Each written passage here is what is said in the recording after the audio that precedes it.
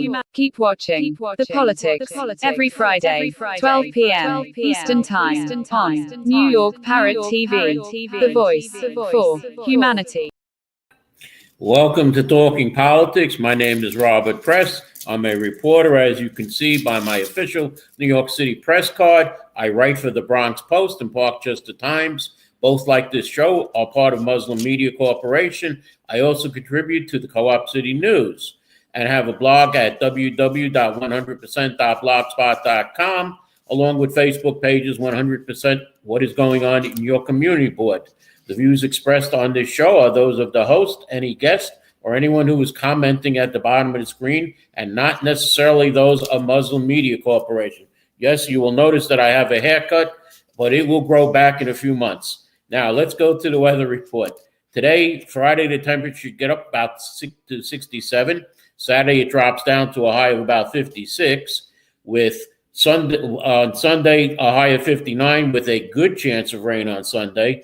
Monday dries out with a high getting up to about 66. Now, I mentioned the rain because New York City is officially in a drought watch. Please conserve water and follow these important tips. Report open hydrants and street leaks to 311. Don't flush the toilet unnecessarily. Each flush can use 1.6 gallons, with older models using as much as 6 gallons. Take shorter showers, saving 5 to 7 gallons a minute. When taking a bath, fill a tub only halfway and save 10 to 15 gallons. Don't run the tap while shaving, washing hands, or brushing your teeth. Faucets use 2 to 3 gallons per minute. Fix any leaks. A leaky faucet that drips at the rate of 1 drip per second can waste more than 3,000 gallons per year, according to the U.S. Environmental Protection Agency.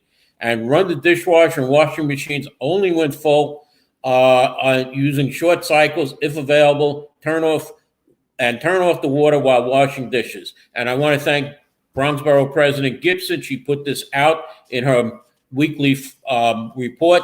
So thank you for these tips, Borough President Gibson. Now let's go to see what happened on Election Day. These are the unofficial results because the official results won't be known for weeks.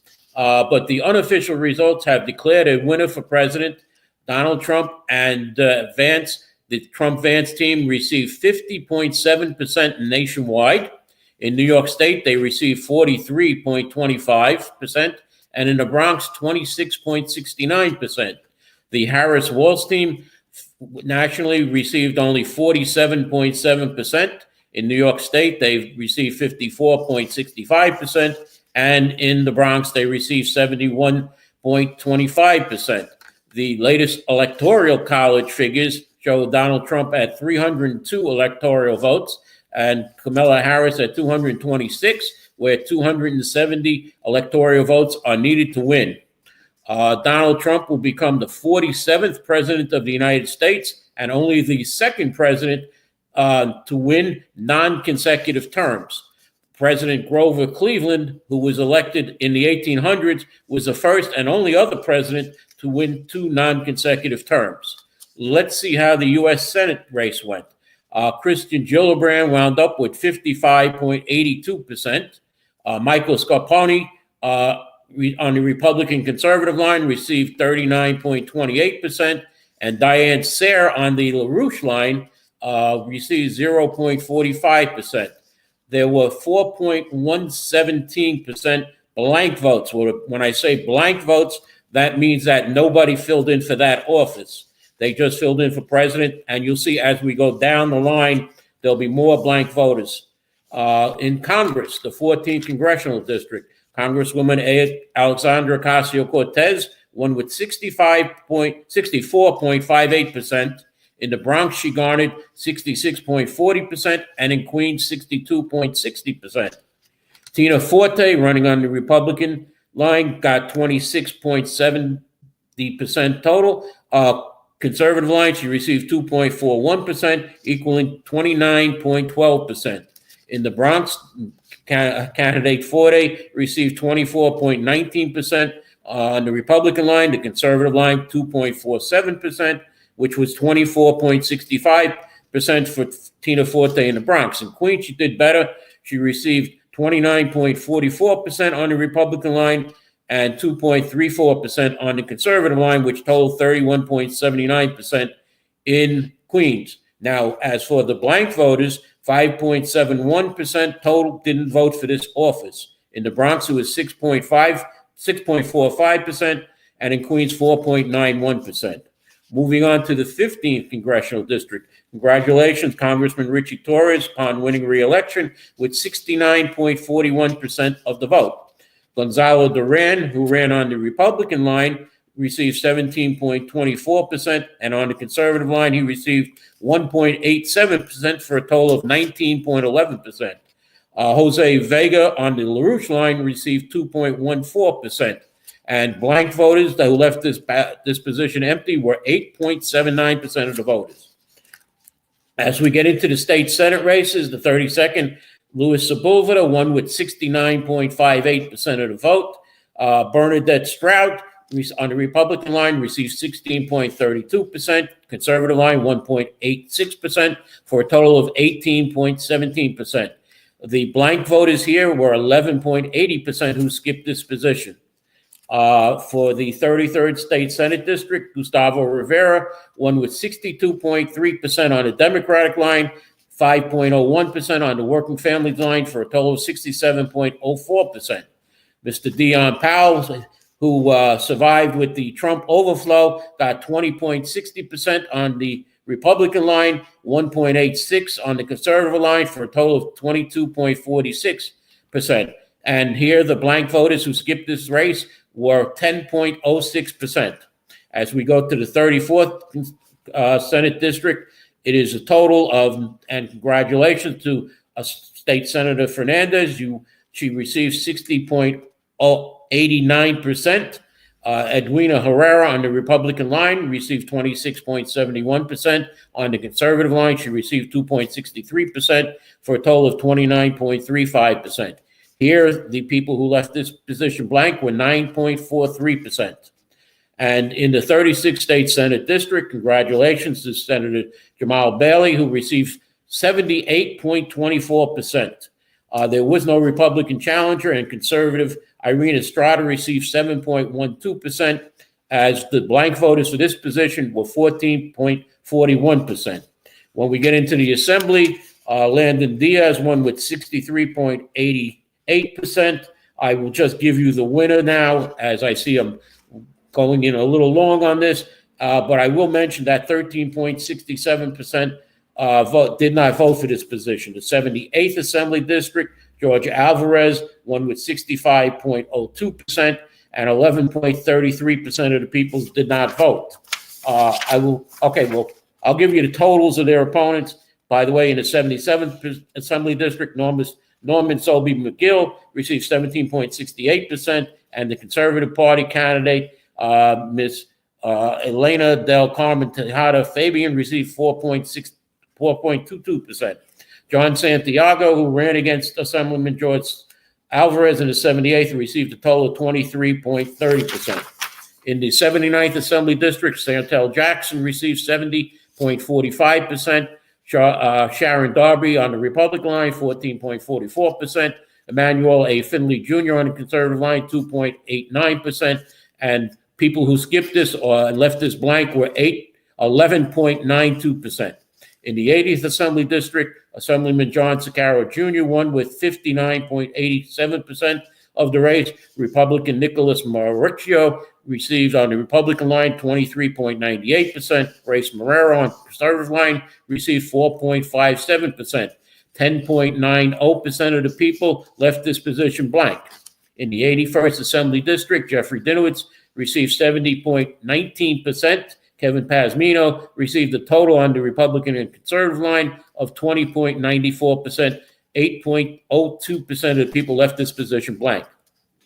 In the 82nd Assembly District, Michael Benedetto won with 63.53% of the vote. Juan de la Cruz, who ran against him on the Republican conservative line, received a total of 28.78%. 7.38% of the people left this position blank. In the 83rd Assembly District, Carl Hasty was the only Bronx Democrat to break 80% with 81.65%. His Republican conservative opponent, Stephanie Leggio, received only 10.49%, with 7.63% of the voters leaving this position blank. 84th Assembly District, Amanda Septimo, who had the Democratic and Working Families line, received a total of 67.32%. Rosalind Nieves on the Republican line, 17.74%.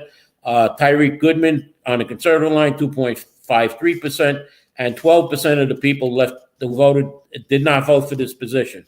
They left it blank. 85th Assembly District, the new Assemblywoman is Emerita Torres with 69.46% of the vote. Republican Kelly Atchison, 16.08%. And Conservative Gary Lutz got 2.28%. Here, 11.56% of the people left this position blank. 86th Assembly District, incumbent Yudeka Tapia won with 64.87% of the vote. Woodrow Hines Jr., Republican, 19.84%. Darnie Rivers, Conservative, 2.21%, and 12.65% of the people left as blank. In the 87th Assembly District, Carinas Reyes ran unopposed as a Democrat and Working Families Party candidate. She received 69.88% on the Democratic line, 7.21% on the conservative line. And as far as people who did not vote for this office, 22.22% did not vote for this office. Proposition 1, our final comment, the yes statewide was 56.60%, no was 34.92%, and 8.44 people left as blank. In the Bronx, yes was 72.83%, no was 14.80%, and blank was 12.33%. So congratulations, Bronx Democrats, on winning your incumbencies. Let's move over to some other politics. The Biden administration is planning to rush the last of $6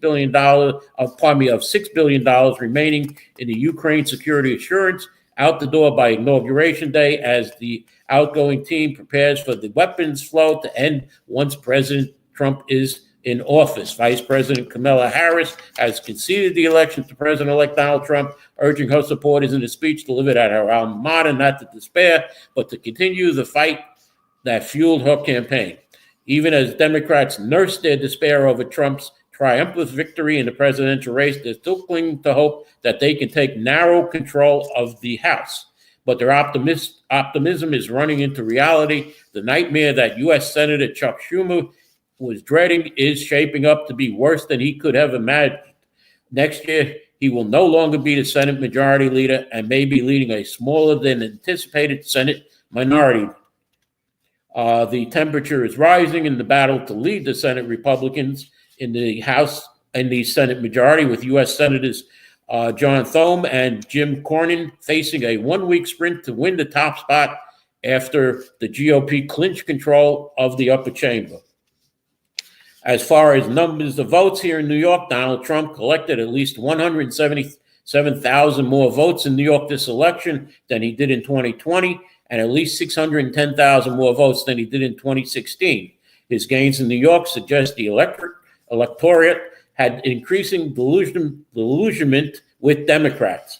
And President Joe Biden is now forced to welcome and legitimize a man he condemned, a man whose ouster was the entire reason he ran for president in the first place, and a man that he called a fascist and external threat to democracy. Now, Trump made huge gains with Black and Hispanic young voters in New York this election, bringing him closer to the deep blue state, red, rather than the Republican candidate has come in a generation. I'm going to close before I go to a commercial that Donald Trump has received 312 electoral votes, where 270 are needed. As far as the popular vote, he received 72,991,944 votes to 68,351,138 votes for Kamala Harris, which still is unofficial, and those totals could go upward. The rightward shift in New York City was especially pronounced in Queens, southern Brooklyn, and parts of the Bronx, as Donald Trump made gains among South Asian and Orthodox Jewish communities. I'm going to go to a commercial here right now. I'll come back with some more Election Day news, but let's go to a commercial right now.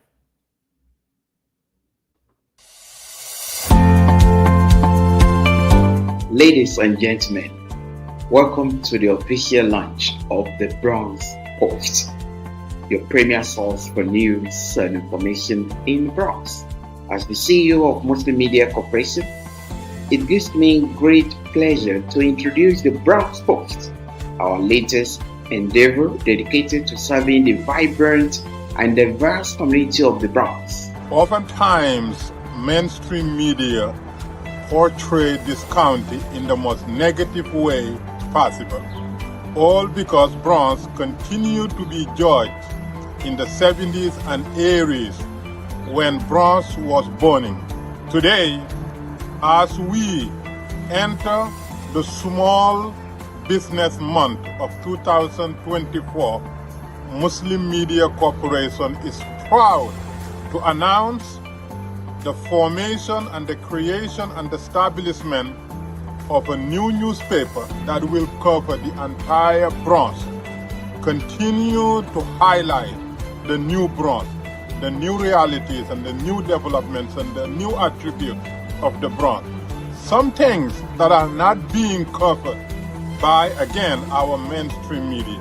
Bronze Post, the first county-wide newspaper to be published by Muslim Media Corporation that has already been publishing Parkchester Times. We aim to be your trusted source for information. We believe in the power of journalism to inform, inspire, and unite communities. With the Bronze Post, we seek to amplify the voice of Bronxites, celebrate the richness of our culture, and shed light on the issues that impact our lives. Changing Bronx deserves a changing narrative, and the Bronze Post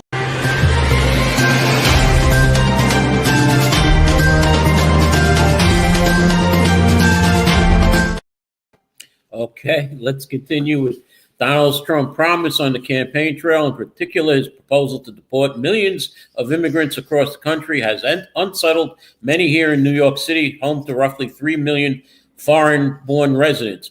New York City Mayor Eric Adams declined to say whether his administration would participate in mass deportations promised by the Republican president-elect Donald Trump, despite pledging to uphold the city's sanctuary laws. Trump's election victory could delay the sentencing of his conviction in the Manhattan hush money trial and kill the federal cases against him, since sentencing in Manhattan had been scheduled for November 26. And with Trump now in position to keep his campaign promise to kill congestion pricing once and for all, time is running out for Governor Hochul to unpause the plan that she stopped back in June. Trump's victory could be a major stroke of luck for Mayor Adams if the 47th president orders his attorney generals to withdraw the federal case against Adams. New York Mayor Eric Adams said he spoke with Republican President-elect Donald Trump following the election, but would not disclose if they discussed his federal indictment. And on a note of businesses, New York City liquor stores reported a brisk business on Election Day. So people were either celebrating or getting drunk from what the results were. Immigrants spoke of similar issues, the failure of the Democratic Party to address their pressing needs, blaming recent arrivals to New York City for rising crime and switching parties after the sense of a failure under President Biden. In Brooklyn, Democratic Party Chair Rodney Bichette Herman blamed former Assembly member Peter Abadi for State Senator Erwin Chu's shocking loss in South Brooklyn. Now, we're going to give you a quick Somos report.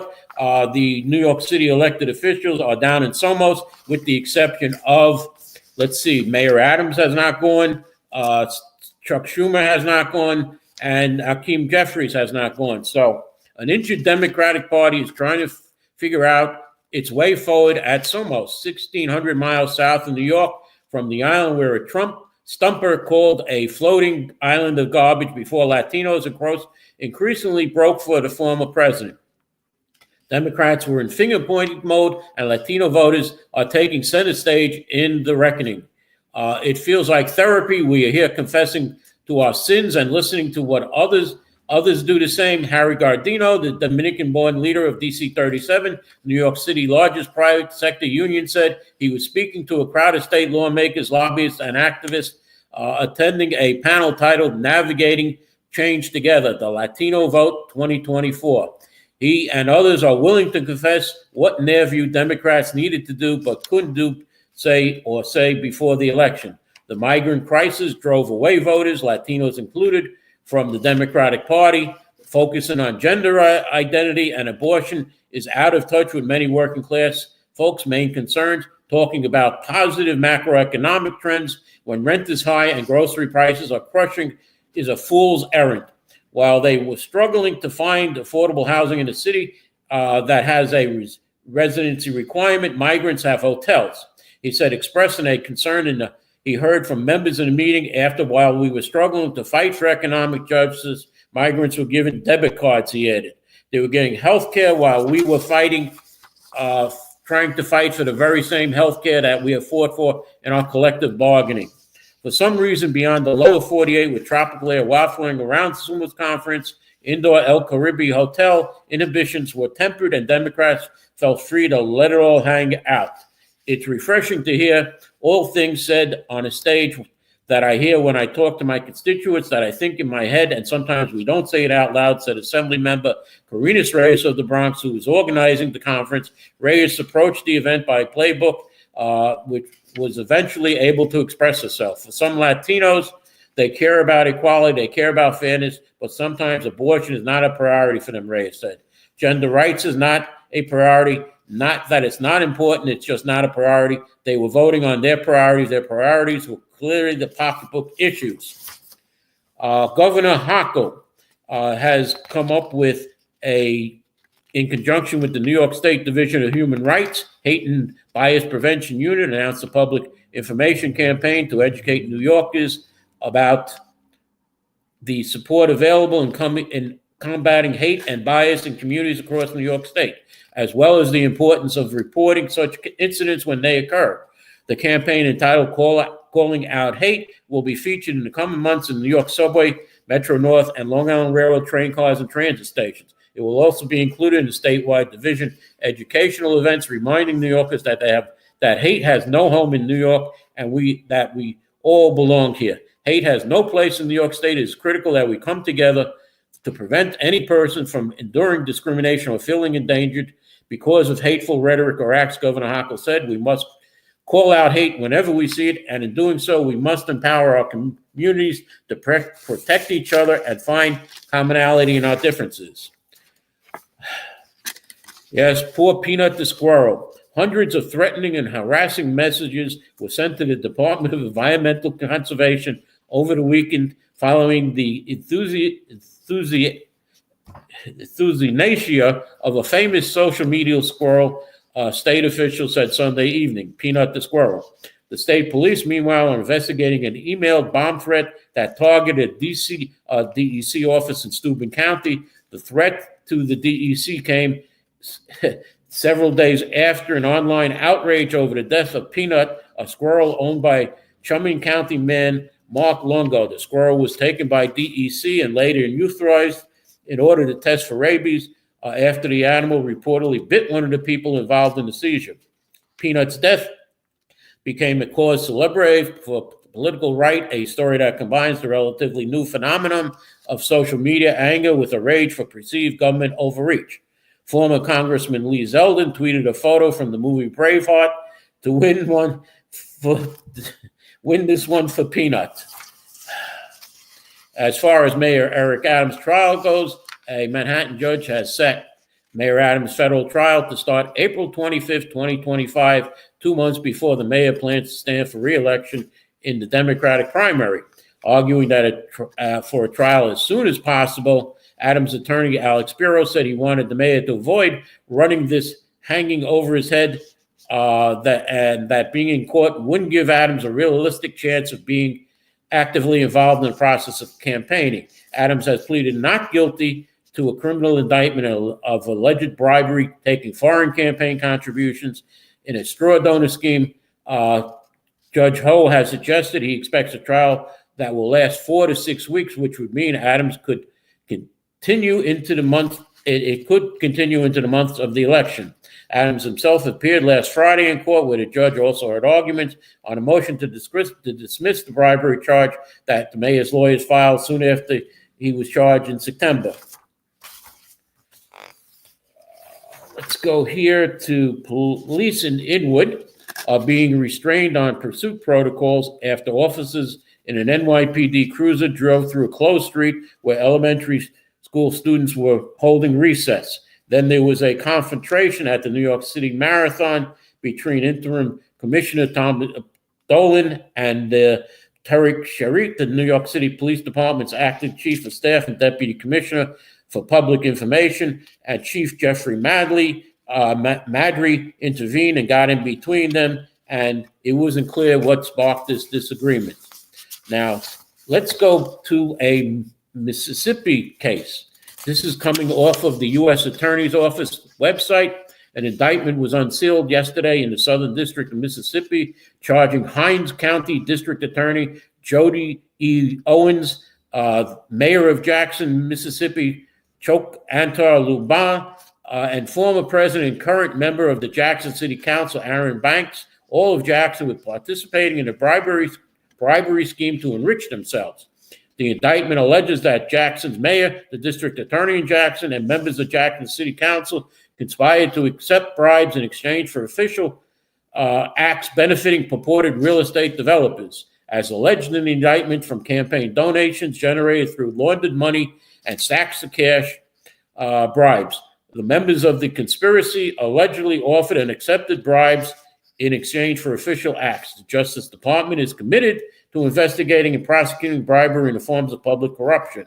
As alleged in the incident, in the indictment between approximately October 2023 and May 2024, Owens facilitated bribe payments to public officials in Jackson on behalf of two FBI undercover employees posing as real estate developers, in exchange for at least $115,000 and the promise of future financial benefits.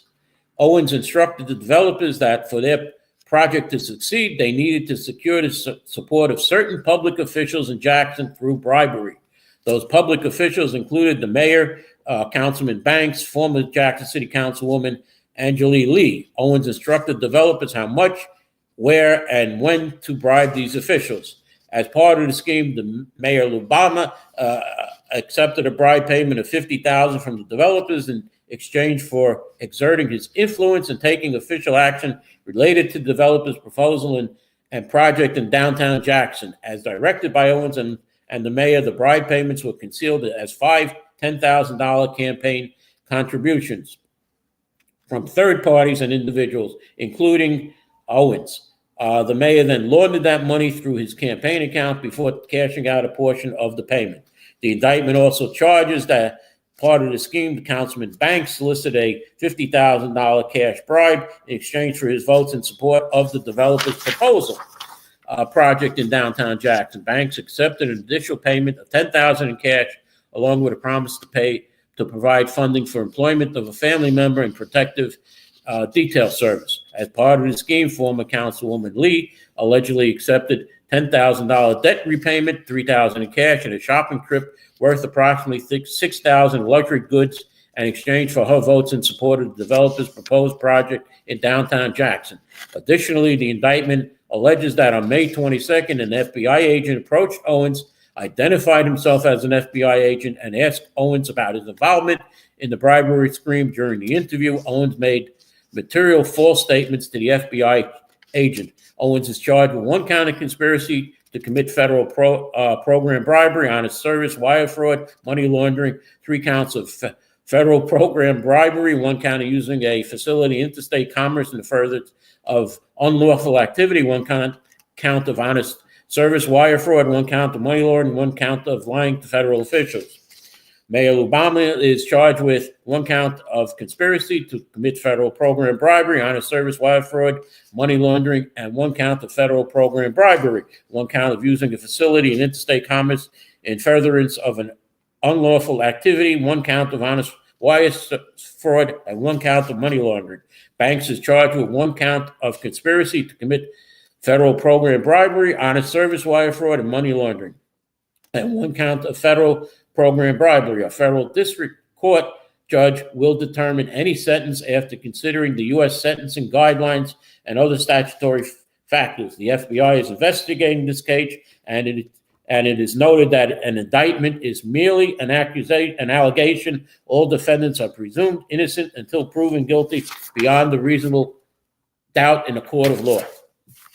If you are going to Rockaway Park, eight trains will not be running to the peninsula in Queens for 5 months next year, leaving New Yorkers with some of the longest commutes with a bumpy start to 2025. The MTA says that from January 17th to January 19, 2025, eight trains will not run from Howard Beach, JFK Airport to either Far Rockaway, Mott Avenue, or Rockaway Park Beach, 116th in either direction. For most of the time, the shuttle trains that typically run to Broad Channel will instead run between Rockaway Park and Far Rockaway, as it did in the aftermath of Superstorm Sandy in 2012, when Crosby 8 trains crossing had been significantly damaged. On the first weekend of the closure, Rockaway Park trains won't run at all. Free shuttle buses will run nonstop, make local stops from Howard Beach to Far Rockaway and Rockaway Park to Broad Channel and Howard Beach. For the remaining 16 weeks, the Q91 shuttle bus will run nonstop between Howard Beach and Far Rockaway, while the Q109 shuttle bus will make local stops between Howard Beach and Beach 67th Street, stopping at Broad Channel and Beach 90th Street, where transfers can be made on the shuttle train. Having grown up in Far Rockaway, I know the subway ride in Rockaway, and it is going to be a very uncomfortable position now for these people. Finally, I'm going to close with this, that Bronx Democratic Party Chair Jamal Bailey told City and State that Bronx Dems are sticking with Vanessa Gibson in what's shaping up to be a tough primary against City Council member Raphael Salamanca for Bronx Borough President. The organization is going to support Vanessa. I love Ralph, Bailey said of City Council, Bailey said. Now, going into City Council District 13, where Democrats lost to Republican insurgent Christy Marmorato in 2023, Bailey said, we will have a candidate. And as of now, David Cruz of Aldebal with a Throg's Neck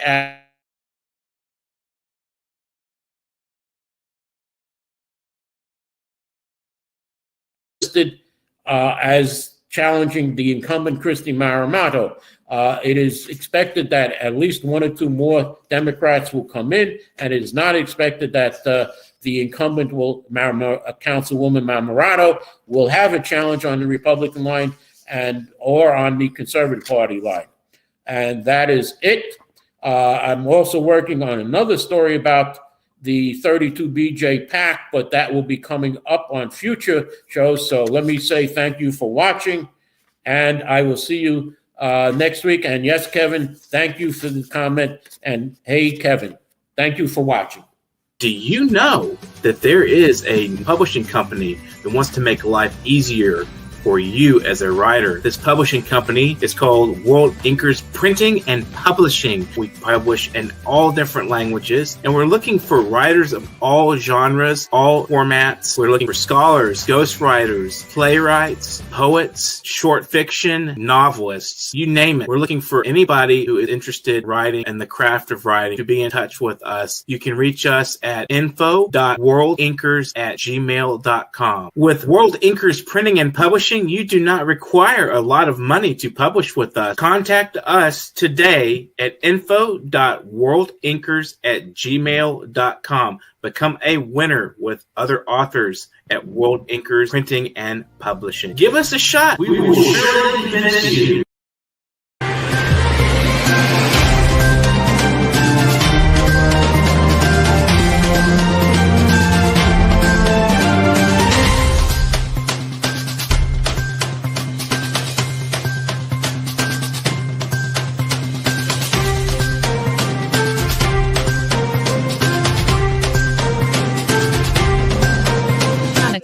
Keep watching The Politics every Friday, 12 p.m. Eastern Time on New York Parrot TV, the voice for humanity.